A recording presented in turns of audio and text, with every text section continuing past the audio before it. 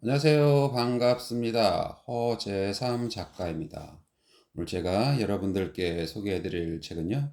김성훈 작가님이 지은 흔들리지 않는 공부 멘탈 만들기라는 책입니다. 먼저 작가 소개를 하겠습니다.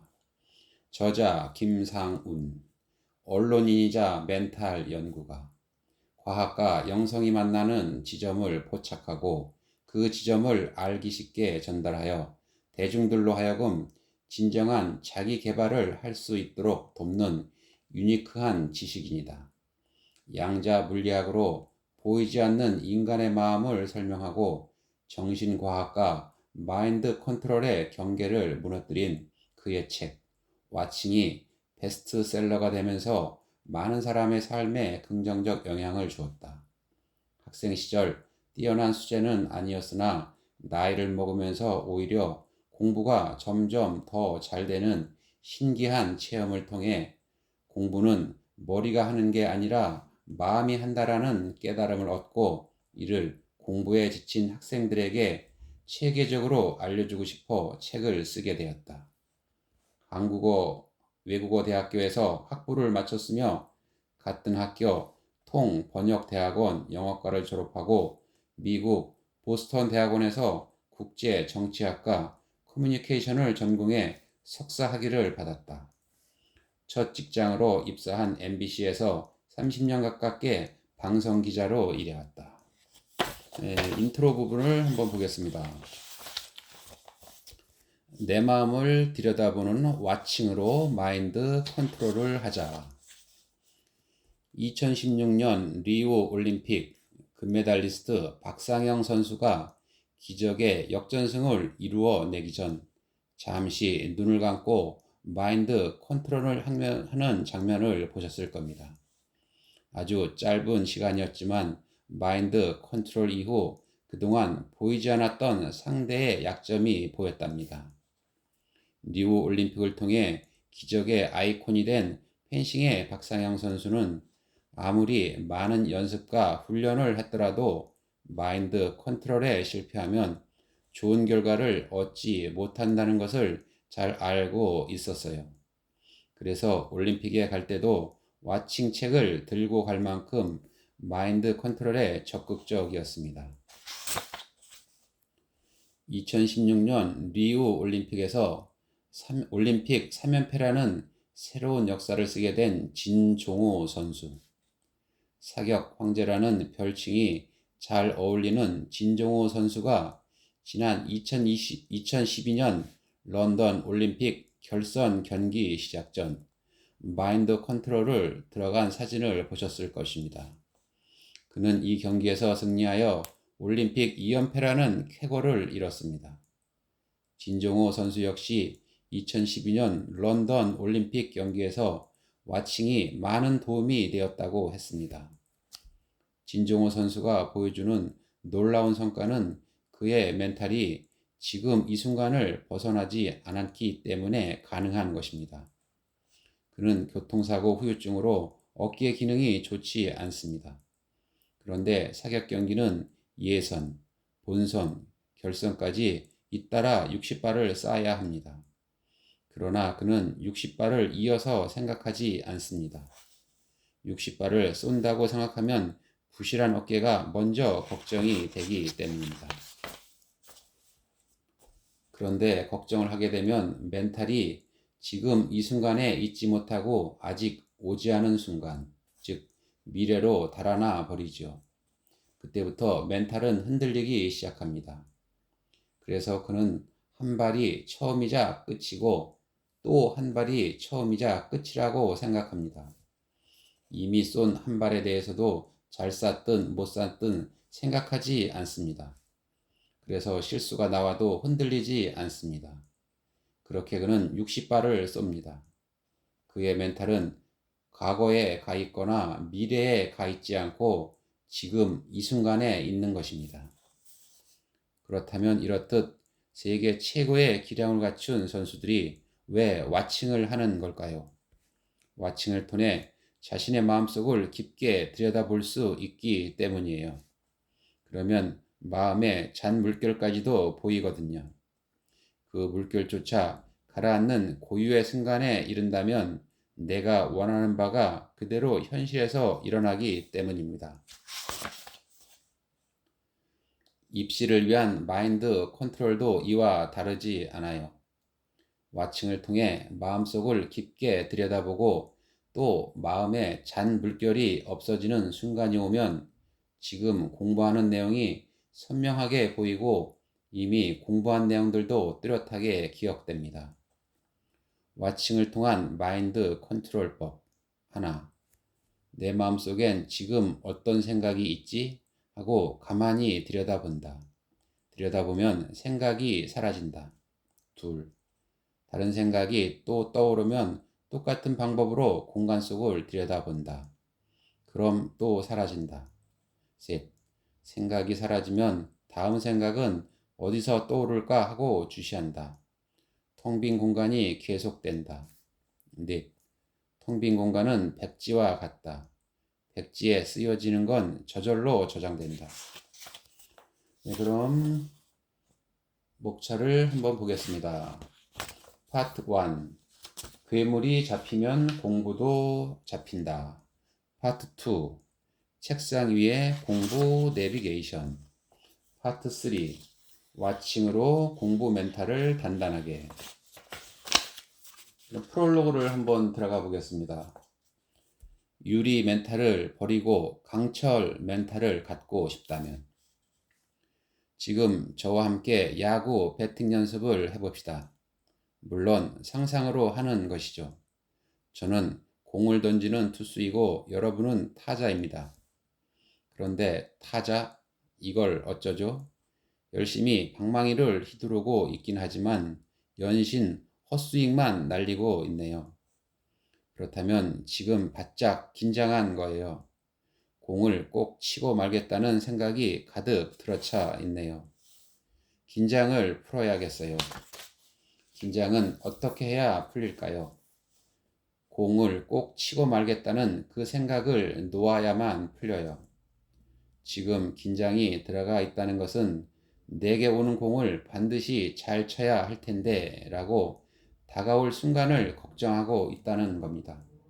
내 마음이 지금 이 순간에 있지 않고 미래 시점에 가 있는 거지요. 그렇게 긴장이 들어가 있으면 반사신경과 근육이 굳어져서 뇌에서 내리는 명령을 제대로 따르지 못합니다. 그러니 계속 헛스윙이 나올 수밖에요. 그럼 이렇게 해봅시다.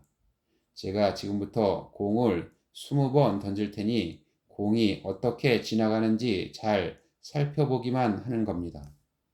방망이는 절대로 휘두르지 말고 공만 자세히 보고 있어야 해요. 이렇게 공을 치겠다는 생각을 완전히 버리고 지켜보기만 하면 비로소 공이 어디에서 어디로 오는지 보이기 시작합니다. 제가 또 공을 20번 던져 볼게요. 이번에는 마음속으로 쳐보는 겁니다.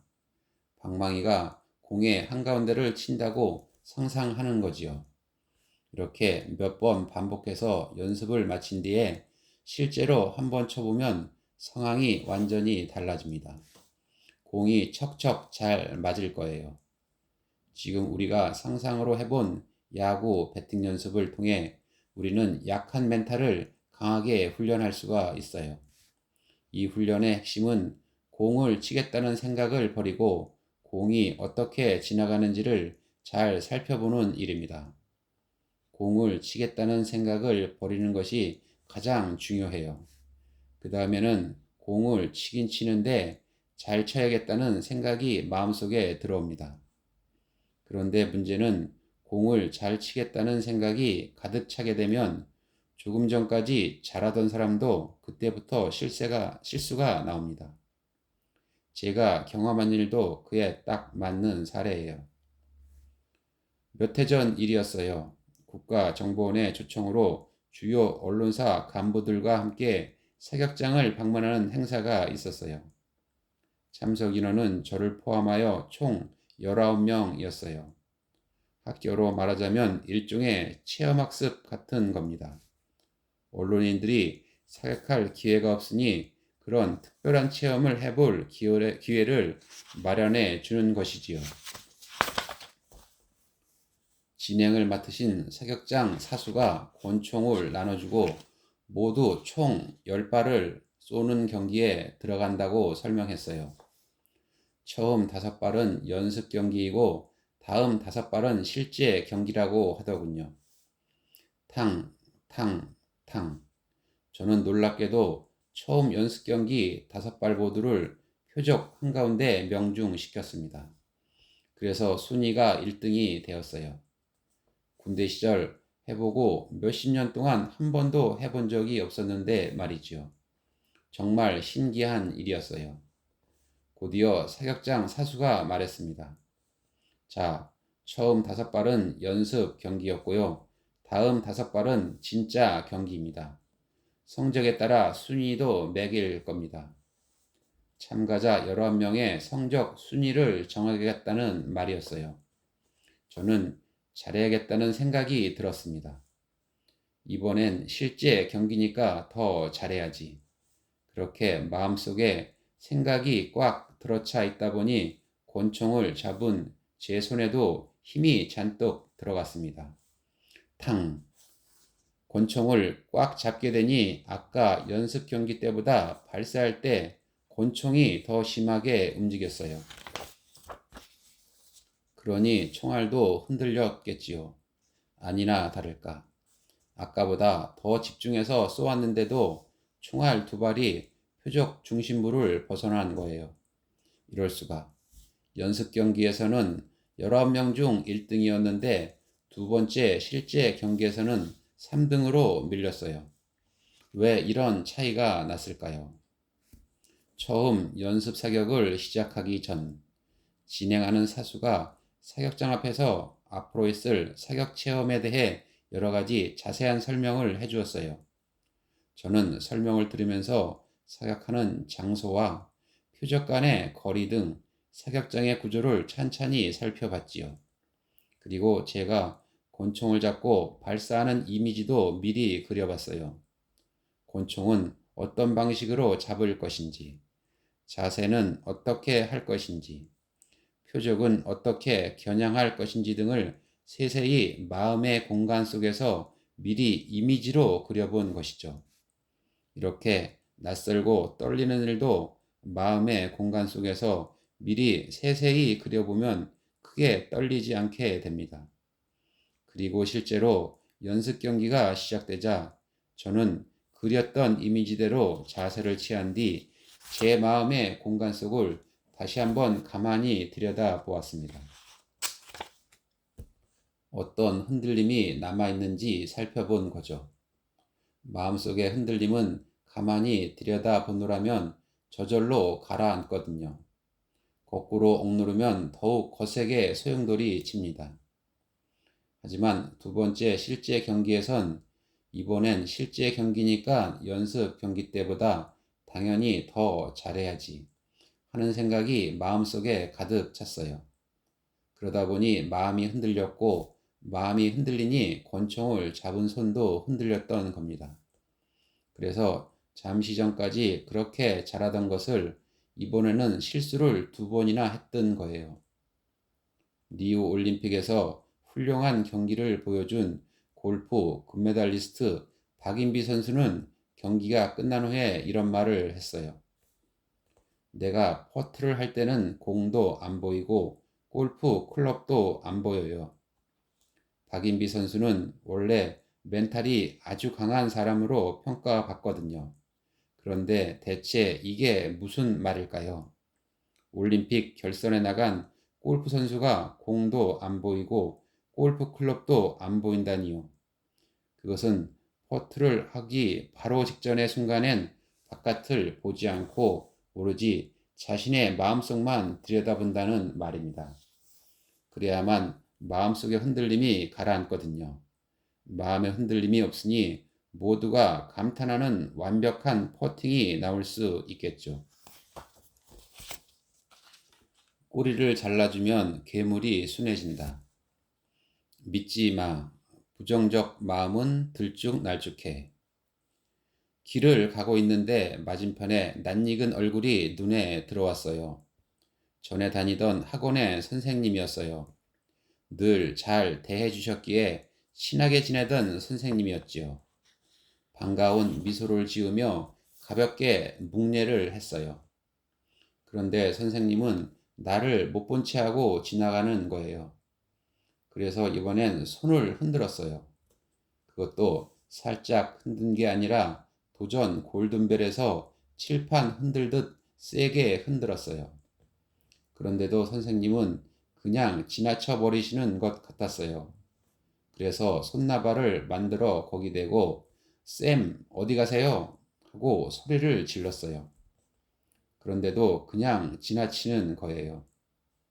그럼에도 불구하고 조금 전까지 기분이 괜찮은 상태였다면 대수롭지 않게 넘어갈 수 있어요.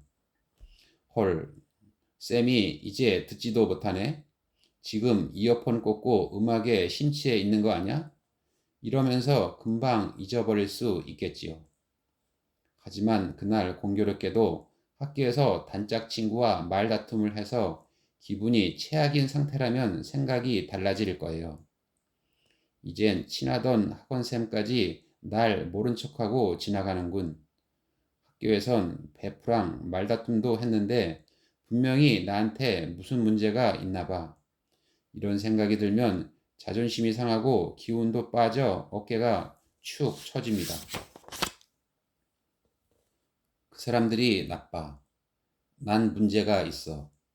내 성격은 왜 이 모양일까? 하는 온갖 불필요한 부정적인 생각들이 하나둘 꼬리를 물고 피어오르게 됩니다. 선생님이 인사를 안 받아주었다는 동일한 상황을 어떻게 해석하느냐에 따라 내 마음 상태는 천향지차가 됩니다. 내 기분은 내 생각에 따라 움직이고 내 생각은 내가 상황을 어떻게 해석하고 어떤 의미를 부여하느냐에 따라 달라지는 거지요. 저는 방송사 보도국에서 방송기자로 오래 일했거든요. 방송사 보도국이라는 곳은 뉴스를 내보내는 곳이다 보니 시끄러운 일이 많았어요. 이를테면 뉴스가 나간 다음 관련된 사람들에게서 항의 전화가 오곤 하는 것이지요. 그런 전화를 거는 사람들은 대부분 화가 난 감정이 들어있다 보니 우선 목소리가 높아요. 아니, 뭐 그런 편파적인 보도를 할 수 있는 겁니까? 그거 보도한 기자 좀 바꿔줘요. 왜 그렇게 고함부터 지르시는 거죠? 당신네가 뭘 잘했다고 큰 소리요? 당신이 목소리를 높이니까 나도 목소리가 높아지는 거 아니야? 대체로 이런 순서로 대화가 오고 갑니다. 처음에는 별 내용이 없는 대화로 시작했다 하더라도 서로 목소리를 높여 얘기하다 보면 자연히 화가 증폭되는 거지요. 그런데 미국 캐니언 대학 언어연구소가 재미있는 실험을 했어요. 실험자가 사람들에게 전화를 걸어 목소리를 높여가며 얘기했더니 상대 역시 100% 목소리를 높여가며 대답을 했대요. 그러면서 점점 더 화를 내게 되더랍니다. 화를 낼 만한 내용이 아닌데도 말이지요. 내가 목소리를 높이면 상대방도 예외 없이 화를 내게 된다는 것을 보여주는 실험이지요. 캐니언 대학 연구팀은 이 실험을 통해 이런 결론을 내렸답니다. 당신이 목소리를 높이면 당신도 화가 나기 시작한다. 반대로 아무리 화가 나더라도 목소리 음역대를 중저음으로 낮추고 음량도 의도적으로 조금 낮추면 당신의 분노가 가라앉는 것은 물론 상대방의 분노도 가라앉는다. 네, 오늘 저는 여기까지 읽어드리고요. 책 한번 구입해서 읽어보시고 많은 도움 받으시기 바랍니다. 저는 다음 시간에 새로운 책을 가지고 또 찾아뵙도록 하겠습니다. 감사합니다.